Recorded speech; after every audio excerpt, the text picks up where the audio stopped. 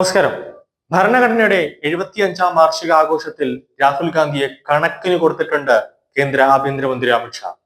രാഹുൽ കോമാളിയായിട്ട് ഓരോ ദിവസവും പാർലമെന്റിൽ പപ്പു ഗിന്നസ് റെക്കോർഡ് അഥവാ വേൾഡ് ബുക്ക് ഓഫ് റെക്കോർഡിലൊക്കെ ഇടം നേടാൻ ശ്രമിക്കുകയാണ് പാർലമെന്റിൽ.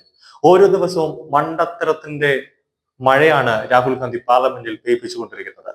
ലോകത്തിൽ തന്നെ ഏറ്റവും മികച്ച മണ്ടത്തരം പറയുന്ന വ്യക്തി എന്ന നിലയിൽ പ്രിയങ്കയ്ക്ക് ആ MP പട്ടമൊക്കെ ജനങ്ങൾ വയനാട് ജനത കൊടുത്തു. പാർലമെന്റിൽ എത്തിയിട്ടുണ്ടെങ്കിൽ കുറച്ചെങ്കിലും ഒരു വെളിവ് പ്രിയങ്കയ്ക്ക് ഉണ്ടാകുമെന്ന് കരുതി. പക്ഷെ രണ്ടും ഒരേ റേഞ്ച് തന്നെയാണ്. രണ്ടും മണ്ടത്തരത്തിന്റെ ഉസ്താദ് തന്നെയാണ്. ഒറ്റ നിമിഷം കൊണ്ടാണ് ഇന്ദിരാഗാന്ധിയെയും നെഹ്റുവിന്റെയും അതായത് ഇവരെല്ലാം തന്നെ രാജ്യത്ത് കാണിച്ചു കൂട്ടിയ ഓരോ തോന്നിവാസവും അക്കമിട്ട് അമിത്ഷാ പാർലമെന്റിൽ നിർത്തിയത്. രാഹുൽ തലമുറക്കാർ കാണിച്ചു കൂട്ടിയ തോന്നിവാസത്തിന് കണക്ക് കിട്ടിയതും കോൺഗ്രസിലെ മറ്റ് MP മാരും കൂടെ ആകപ്പാടെ നാണം കെട്ട് നാരിയൊരവസ്ഥയിലായി. കോൺഗ്രസിൽ നിന്നും അതുകൊണ്ടാണ് ഓരോ ദിവസവും കൊഴിഞ്ഞുപോക്ക് വലിയ രീതിയിൽ ഉണ്ടായിക്കൊണ്ടിരിക്കുന്നത്. അതുകൊണ്ട് തന്നെയാണ് രാഹുൽ ഗാന്ധിയെ ഇന്ത്യ സഖ്യത്തിന്റെ തലപ്പത്ത് നിന്ന് മാറ്റണമെന്ന് പ്രതിപക്ഷ നേതാക്കൾ പറയുന്നത്. അകത്തൊന്നുമില്ലാത്ത ഭരണഘടനയുടെ പകർപ്പുമായി നടക്കുന്ന രാഹുൽ ഗാന്ധിയുടെ കൂട്ടരുടെയും നാടകത്തിന് ഭാരതത്തിലെ ജനങ്ങൾ മറുപടി നൽകുമെന്ന് കേന്ദ്ര ആഭ്യന്തരമന്ത്രി തുറന്നു പറഞ്ഞിരിക്കുകയാണ്. കോൺഗ്രസ് ഭരണഘടനയെ ബഹുമാനിച്ചിരുന്നുവെങ്കിൽ അവർക്ക് അഴിമതി നടത്താൻ ഒരിക്കലും കഴിയുമായിരുന്നില്ല. കുടുംബ വാഴ്ചയാണ് അവരുടെ പദവികളും ഉപേക്ഷിക്കേണ്ടി വരുമായിരുന്നു. അതുകൊണ്ടാണ് കോൺഗ്രസ് ഭരണഘടനയെ ബഹുമാനിക്കാതെ അതിനെ അപമാനിച്ചു കൊണ്ടിരിക്കുന്നത്. നരേന്ദ്രമോദി സർക്കാരിന് ഭരണഘടന വെറും ഒരു രേഖ മാത്രമല്ല, പാവപ്പെട്ടവരുടെ ക്ഷേമത്തിനും രാഷ്ട്രീയ നിർമ്മാണത്തിനുമുള്ള പ്രധാന പ്രചോദനമാണ്. അമിത്ഷാ ഇന്നലെ തുറന്നടിച്ചതിൽ ഏറ്റവും പ്രസക്തമായ വാക്കാണത്. 2 ദിവസമായി രാജ്യസഭയിൽ നടന്ന ഭരണഘടനാ ചർച്ചയിൽ മറുപടി നൽകുകയായിരുന്നു അമിത്ഷാ. ഭരണഘടന മാറ്റുന്നതിനുള്ള വ്യവസ്ഥ 368-ാം വകുപ്പിൽ പറയുന്നതാണെന്നും അത്തരക്കാർ മനസ്സിലാക്കണമെന്നാണ് ആഗ്രഹിക്കുന്നത്. ഭരണഘടനയുടെ 75-ാം വാർഷിക ദിനത്തോടനുബന്ധിച്ച് രാജ്യസഭയിൽ നടന്ന സംവാദത്തിൽ സംസാരിക്കുകയായിരുന്നു അമിത്ഷാ. ഒരിക്കലും മാറ്റാൻ പറ്റാത്തതാണ് ഭരണഘടന എന്ന് എവിടെയും പറയുന്നില്ല, ഒരിടത്തും പരാമർശിക്കുന്നില്ല. ഭരണഘടനയിൽ പോലും ഭരണഘടന മാറ്റുന്നതിനുള്ള വ്യവസ്ഥയാണ് 368-ാം വകുപ്പ്.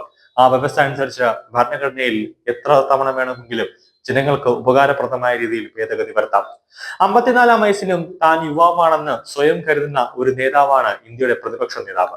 ഞങ്ങൾ ഭരണഘടന മാറ്റുകയാണെന്ന് പറഞ്ഞ് നടക്കുകയാണ്. ഭരണഘടന ഭേദഗതി ചെയ്യാനുള്ള അനുമതി അതിനുള്ളിൽ തന്നെയുണ്ട്.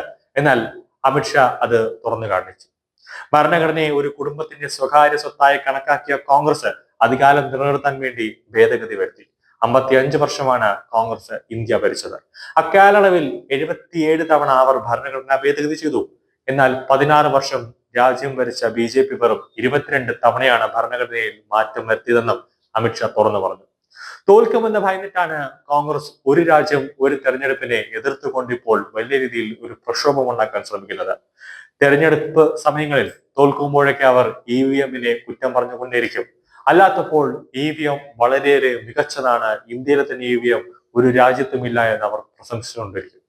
മതാടിസ്ഥാനത്തിൽ രാജ്യത്തെ സംവരണം അനുവദിക്കില്ല എന്നും എല്ലാ സംസ്ഥാനത്തും ഏക സിവിൽ കോഡ് നടപ്പിലാക്കുമെന്നും അമിത്ഷാ വ്യക്തമാക്കി. സംവരണ വിരുദ്ധരാണ് കോൺഗ്രസ്. അവർ അധികാരത്തിനായി സംവരണം നടപ്പാക്കുമെന്ന് പറയുകയാണ്. കോൺഗ്രസ് ഭരണഘടനയെ സ്വകാര്യ സ്വത്താക്കി മാറ്റിയെന്ന് കുറ്റപ്പെടുത്തിയ ഷാ വോട്ട് ബാങ്ക് രാഷ്ട്രീയത്തിന് വേണ്ടിയാണ് കോൺഗ്രസ് വർഷങ്ങളായി മുസ്ലിം സ്ത്രീകളുടെ അവകാശങ്ങൾ ഇല്ലാതാക്കിയതെന്നും വിമർശിക്കുന്നുണ്ട്. വോട്ടിന് വേണ്ടി ഏത് നെറികെട്ട രാഷ്ട്രീയം കളിക്കാനും കോൺഗ്രസ് തയ്യാറാകും. 75-ാം വാർഷികാഘോഷം ഭരണഘടനയുടെ 75-ാം വാർഷികാഘോഷ ദിനത്തിൽ ജനങ്ങൾക്ക് ഈ പാർലമെന്റിൽ നടന്ന എല്ലാ സംഭവങ്ങളും ആ പാർലമെന്റ് തന്നെ ടെലിവിഷൻ ലൈവായിട്ട് തന്നെ സംപ്രേഷണം ചെയ്തുകൊണ്ടിരിക്കുകയായിരുന്നു.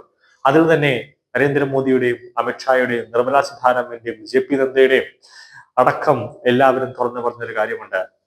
നരേന്ദ്രമോദി ഭാരതത്തിൽ ഭരിച്ചിരുന്നപ്പോൾ എങ്ങനെയായിരുന്നു, അതിനു മുന്നേ നെഹ്റു എത്ര തവണ ഇന്ത്യയിൽ ഭരണഘടന ഭേദഗതി വരുത്തി, അവരുടെയൊക്കെ ആവശ്യങ്ങൾക്ക് വേണ്ടി എത്ര തവണ കാശ്മീർ മണ്ണ് പാകിസ്ഥാന് കൊടുത്തു, എത്ര തവണ തീവ്രവാദികൾക്ക് കേരളത്തിൽ വന്ന് ആക്രമണം നടത്താൻ കോൺഗ്രസ് തന്നെ ഒരുക്കി കൊടുത്തു. മൻമോഹൻ സിംഗിനെ മുൻനിർത്തിക്കൊണ്ട് കോൺഗ്രസ് ഇന്ത്യ ഭരിച്ചത് രാജ്യവിരുദ്ധർക്ക് വേണ്ടിയാണെന്നടക്കമെല്ലാം അക്കമിട്ട് നിർത്തിയപ്പോൾ ഒന്നും പറയാനില്ലാതെ വാ അടച്ച് മിണ്ടാതിരിക്കുകയാണ്. അതായത് ഒരു കുറ്റസമ്മതം എന്ന രീതിയിലാണ് രാഹുലും പ്രിയങ്കയും പാർലമെന്റിൽ കണ്ടത്. അതോടുകൂടി കോൺഗ്രസിന്റെ ഒരു സ്വഭാവം തന്നെ ജനങ്ങൾക്ക് 140 കോടി ഭാരതീയർക്ക് മനസ്സിലായി എന്താണ് കോൺഗ്രസ് എന്നുള്ളത്.